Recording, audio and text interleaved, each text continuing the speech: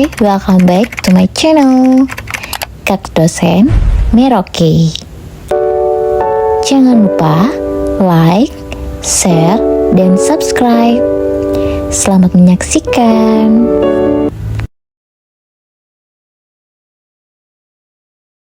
Assalamualaikum warahmatullahi wabarakatuh. Kembali lagi bersama saya Lilis Mudawamah dari jurusan Pendidikan Kimia Universitas Musamus Merauke. Jadi di sini saya akan menjelaskan sedikit tentang ahli kimiawan dunia. Dari sekian banyak ahli kimiawan dunia, saya memilih Dmitri Mendeleev. Kenapa saya memilih Dmitri Mendeleev? Karena menurut saya Dmitri Mendeleev ini seseorang yang sangat berpengaruh dalam kehidupan kimia kita. Ayo kita simak mengenai penemuan apa yang didapatkan oleh Dmitri Mendeleev ini. Nah, Dmitri Mendeleev, jadi nama Dmitri Mendeleev adalah Dmitri Ivanovich Mendeleev. Lahir pada tahun 8 Februari 1834 dan wafat pada tahun 2 Februari 1907. Ia seorang ahli kimia dan kekaisaran Rusia yang menciptakan tabel periodik. Nah, jadi penemuan Dmitri Mendeleev ini adalah tabel periodik unsur yang saat ini kita gunakan. Berdasarkan peningkatan bilangan atom, bilangan ini menunjukkan jumlah proton yang terdapat dalam inti atom. Nah, untuk foto Bapak Dmitri Mendeleev ini ada di samping. Beliau sedang memegang salah satu contoh mengenai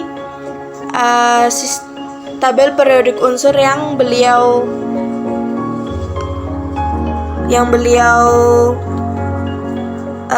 susun ya. Jadi sebelum tahun 1869 belum ada suatu kamus untuk semua unsur di alam. Setiap ilmuwan membuat simbol dan akronim yang berbeda-beda untuk setiap unsur, sehingga tidak ada suatu keseragaman dalam pengelompokan unsur-unsur tersebut. Hal ini menyebabkan sebagian besar pelajar di bidang sains kesulitan untuk memahami materi yang diajarkan karena tidak sesuai dengan sistem mengorganisir unsur-unsur tersebut. Akan tetapi, Dmitri Ivanovich Mendeleev dapat menemukan suatu sistem untuk mengelompokkan unsur-unsur yang terdapat di alam yang kita kenal dalam sebutan tabel periodik unsur. Mendeleev merupakan seorang penggemar permainan kartu soliter, sehingga dia juga membuat 63 kartu untuk 63 unsur yang telah diketahui pada saat itu. Pada 63 kartu unsurnya, dia juga mencantumkan massa atom dan sifat-sifat atom tersebut. Suatu hari, 17 Februari 1869, saat Mendeleev sedang menyusun 63 kartu unsurnya, dia menyadari suatu pola yang terjadi secara periodik ketika dia menyusun kartu-kartu unsurnya berdasarkan kenaikan massa atom. Dengan cara tersebut, Mendeleev dapat mengelompokkan unsur-unsur tersebut berdasarkan karakteristiknya. Selain itu, Mendeleev juga memprediksi massa atom dan karakteristik unsur-unsur yang ada di alam tetapi belum ditemukan pada saat itu. Nah, untuk pertama kali yang disusun Mendeleev itu bentuknya kayak gini ya. Ini kalau kita lihat sekarang masih agak bikin pusing ya, gimana cara membacanya.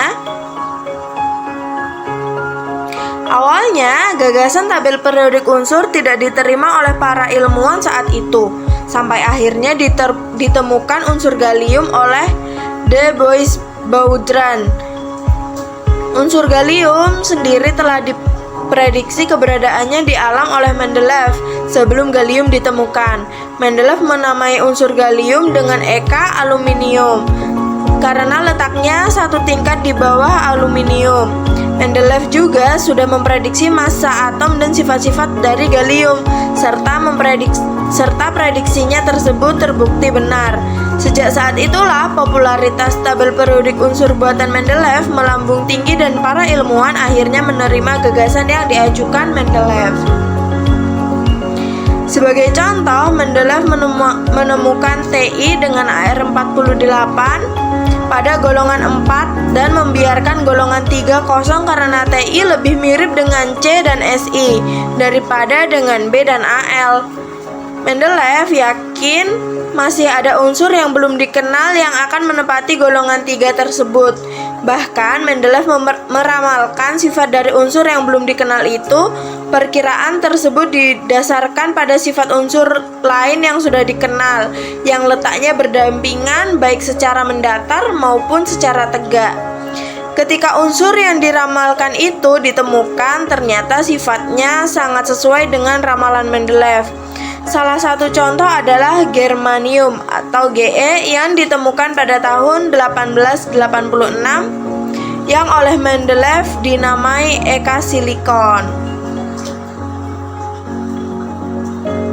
Nah, ini gambaran tabel periodik unsur yang Mendeleev publikasikan pada tahun 1872. Jadi sebelum seperti saat ini, gambar yang ada di tabel periodik unsur ini bentuknya kayak begini nih.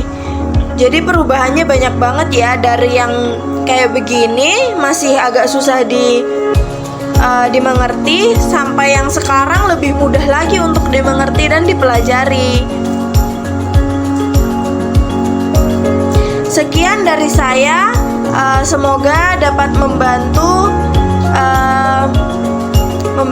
memberikan pengetahuan kepada teman-teman mengenai ahli ilmuwan penemu kimia. Sekian dan terima kasih. Wassalamualaikum warahmatullahi wabarakatuh.